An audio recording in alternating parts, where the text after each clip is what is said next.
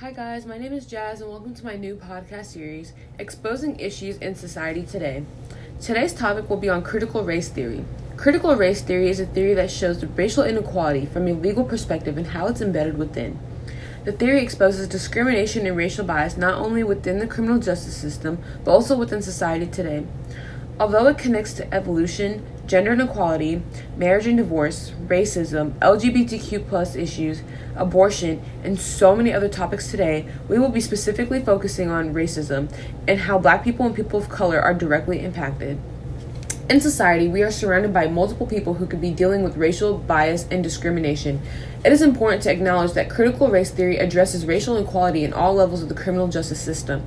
With the help of a community, we can confront the problem and create change. In order to do that, here's more information to help you understand. It is a well-known fact that a person of color or Black person in America is more likely to receive a longer sentence in time when it comes to committing a crime. White people receive a lower sentencing time because of the color of their skin and how they are perceived. Now, not in all cases this is true, but it is a very common issue, one that many are unaware of.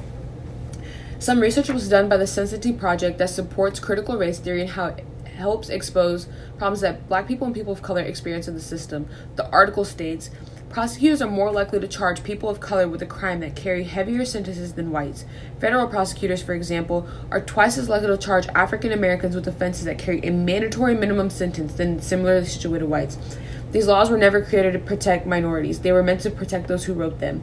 The implicit bias that is formed is not only affected directly by history, but also today how these particular situations are handled.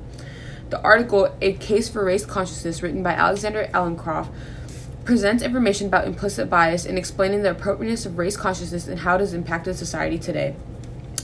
Allencroft states, and because we adopt racial categories more through a process of cultural absorption than rational construction, we are more likely to be unaware of the roles that the categories play in the way we perceive the world. Now, this specifically shows how implicit bias is something that is constantly overlooked because it is a social construct today. Critical race theory also begins to break down how these constructs affect our day-to-day view. In correlation to that, the Pew Research Center has a set of data in regards to racial and ethnic gaps shrink in the United States prison population. The set of statistics shows that there was a 20% decrease in the number of Black inmates, which led to a higher number of white inmates in prison. This statistic is important to bring up during this time because the Black population in prison had been serving a longer sentence in time than white people. In correlation to that, Clifford Shaw and Henry McKay have worked on the topic of social disorganization, which is areas characterized by poverty and constant social change experience, a breakdown in several social institutions. Both of the authors use the idea of social disorganization to point out how the weakened system has compromised future generations in the sense that minorities will struggle away up the cycle. The connection between social disorganization and critical race theory both help with pinpointing the different forms of biases there have been in the system. The system is not as flawed as we think, but with the different views and perceptions of the law, it reflects Black people and people of color in a higher regard than whites.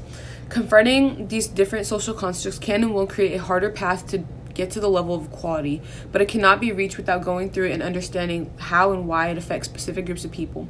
The only question left to ask is what steps will be taken by the generation to create the change and create a more proportional society with limitations of how these constructs of race specifically affect our society.